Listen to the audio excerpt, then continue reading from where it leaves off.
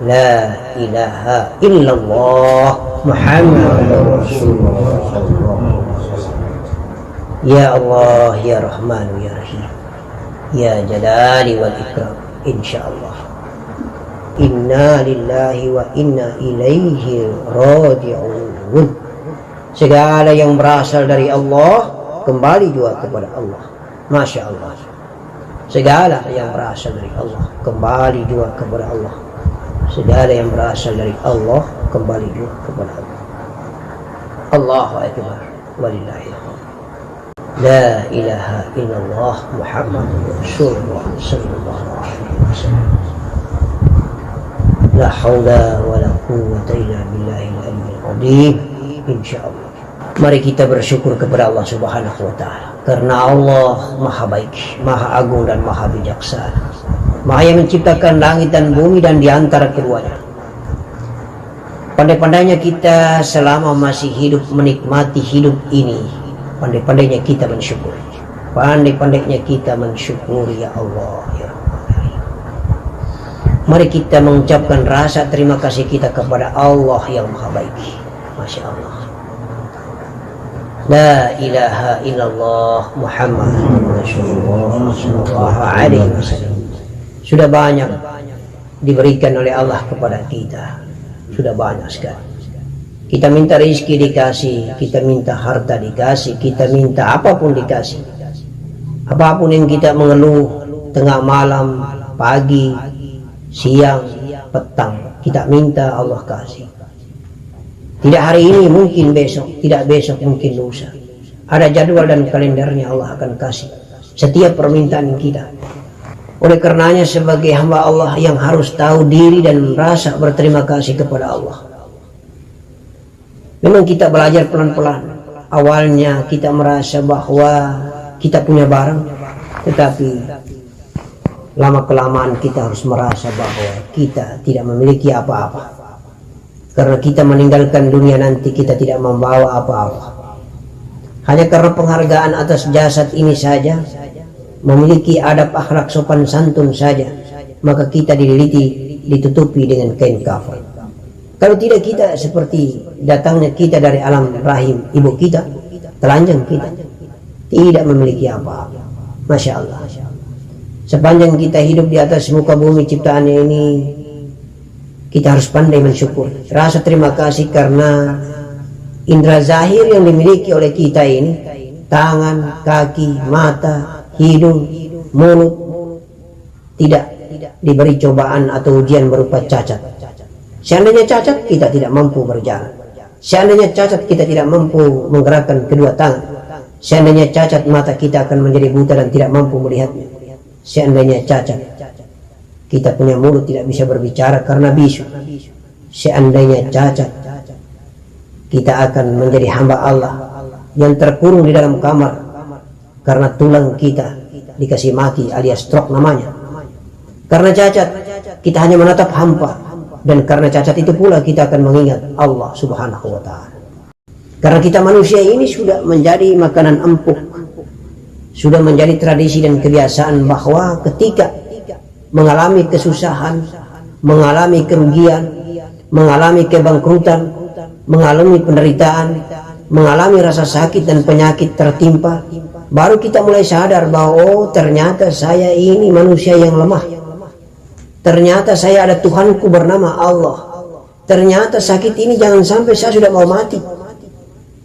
Saya harus mulai ingat-ingat Sang Yang Maha Pencipta, Allah Subhanahu wa taala. Saya harus mulai beribadah kepada Allah. Saya harus mulai menegakkan sholat. Saya harus mulai mencintai Allah. Saya harus mulai mencintai agama yang diajarkan baginda Nabi Muhammad sallallahu alaihi wasallam. Saya mulai mencari-cari di mana pedoman petunjuk suci yang bernama Kitab Agung Al-Quranul Karim, Al-Furqanul Aziz. Saya mulai mendengar ceramah dan tausiah.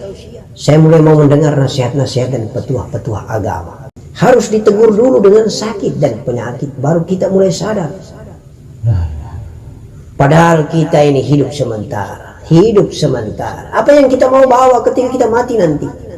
Saat sakit ini kita harus mulai sadar.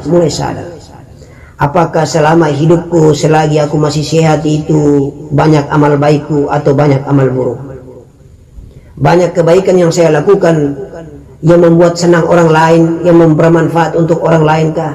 Atau banyak amal burukku yang aku lakukan yang membuat orang lain itu tersinggung, yang membuat orang lain itu sakit perasaan hatinya, yang membuat orang lain itu teraniaya dan dizolimi?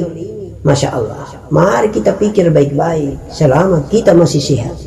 Karena dengan adanya sakit itu kita merenung dan merenung sepanjang hayat di kandung badan. Kita mulai mengevaluasi, mengkoreksi kembali kejadian-kejadian kita dari kecil hingga sampai saat kita sakit, agar pada saat kita mati nanti kita dalam keadaan bertaubat, menyesali diri atas perbuatan yang sudah kita lakukan dengan kesalahan dan dosa yang begitu banyak selama kita masih sehat. Itulah maknanya, itulah iktibar yang harus kita ambil pada saat kita masih sehat begini. Dan pada saat kita sakit, maka tinggal perenungan saja, tatapan yang hampa, sudah tidak fokus lagi, karena kita sudah lebih banyak mengingat alam sebelah tentang kematian. Jangan sampai sebentar lagi saya mati, jangan sampai malam saya mati, atau mungkin tidak malam, besok mungkin saya mati, atau bangun dari tidur mati, atau saya sebentar malam tidur dan selama-lamanya tidak bangun-bangun lagi. Itu semua adalah persiapan untuk pindah alam, dari alam bumi menuju ke alam barzah.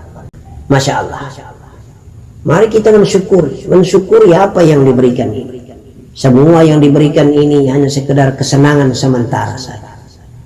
Oleh karena itu, banyaklah kita membuat Allah senang. Saya berpikir apa yang kita lakukan selama ini hanya untuk kepentingan diri kita. Kita sholat pun untuk mencegah agar kita tidak boleh berbuat yang keji dan munkar. Untuk kita juga. Kita berzikir juga untuk kita juga. Karena untuk menenangkan hati kita, untuk membahagiakan kolbi kita, untuk kita indahkan dan kita nikmati perasaan hati kita. Tetapi satu-satu jalan yang membuat Allah itu senang adalah kita membuat senang orang lain. Dikala orang itu lapar, mari kita penuhi, kasih makan dia. Apabila kita punya harta, jangan kita kikir, jangan kita bakir. Mari kita amal, mari kita beramal, kita sedekah, kita infak. Dia yang susah, mari kita kasih dia senang. Dia yang lagi sakit, mari kita hibur. Dia yang lagi kekurangan makanan, mari kita kasih makan supaya dia senang. Dia kekurangan ilmu, mari kita kasih bagi ilmu. Balagha anni walau ayah, sampaikanlah walaupun satu ayat, agar dia senang mendapatkan ilmu itu. Insya Allah ketika kita membagikan rezeki kita, kita membagikan ilmu kita, kita menganggap bahwa itu memang milik Allah, bukan milik kita, sehingga kita hanya membawakan amanah saja. Oleh karena itu, maka sampaikanlah atau sedekahkanlah dengan tangan kananmu, tangan kirimu tidak boleh tahu. Maksudnya setelah kita tinggalkan sedekah, setelah kita mengamalkan sedekah, setelah kita membagi rezeki kita, setelah kita membagi harta ataupun uang kita, janganlah sekali-kali kau selalu ingat kebaikanmu itu, tapi lupakanlah kebaikan, ingatlah kebaikan orang. Tetapi kebalikan, kau harus ingat keburukanmu dan lupakanlah keburukan orang. Itu yang perlu kita tanamkan di dalam hati ini. Selalu ingat kebaikan orang, lupakan kebaikan kita. Dan selalu ingat keburukan-keburukan yang kita lakukan, lupakan keburukan-keburukan orang itu. Itulah yang harus perlu kita tanamkan dalam akidah, keyakinan hati. Oleh karena itu maka seluruh keluarga aku, insya Allah, seluruh hamba Allah yang dirahmati Allah Subhanahu wa Ta'ala, banyak sekali kita ini tidak begitu faham, atau mungkin lupa memahami, atau mungkin memang pengaruh hawa bumi yang membuat kita ini tidak pernah menyadari. Begitu kikir dan pelitnya kita ketika kita membagikan sesuatu yang kita miliki. Pelit sekali. Kita berhitung dan berhitung lagi. Padahal sesungguhnya Allah yang maha murni, maha kaya itu yang membagi kepada hambanya. Lalu kita hanya sebagai mediator, sebagai perantara, sebagai pembawa amanah. Tetapi justru di tangan kita, kita merasa itu milik kita, bukan milik Allah Subhanahu wa Ta'ala. Naif sekali. Naif sekali. Allah yang ampunya, tapi justru dia merasa dia yang ampunya, sehingga dia mengalami sifat kikir, tidak mau memberikan dan membagikan hartanya. Masya Allah, Masya Allah, Masya Allah. Jangankan engkau membagi berupa materi uang ataupun materi harta apapun juga. Seandainya dikala orang membangun sebuah masjid, orang membangun sebuah kemaslahatan umat, orang membangun sebuah pondok, apapun namanya, yang penting menyangkut nilai ibadah, tidak engkau bantu, tidak engkau sumbang dengan keuanganmu, tidak engkau bantu, engkau sumbang dengan hartamu. Ketika engkau membantu dengan tenaga, engkau membantu dengan keringatmu satu tetes meleleh jatuh pada saat engkau bekerja membangun pondok amalan, kemaslahatan umat berupa musola, masjid, apapun namanya, insya Allah keringat itu akan hidup di yaumil akhir nanti. Keringat itu akan berbicara, ya Allah, aku menjadi saksi karena aku berhasil dari jasadnya, lalu aku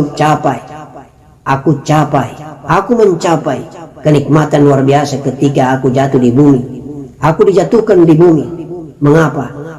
Karena tenaga, energi daripada fisik indera tubuh yang aku ada pada dirinya itu melakukan pekerjaan untuk membangun sebuah rumah ibadah, tempat agar kami semua hamba-hamba Allah ini bersujud kepadamu ya Allah.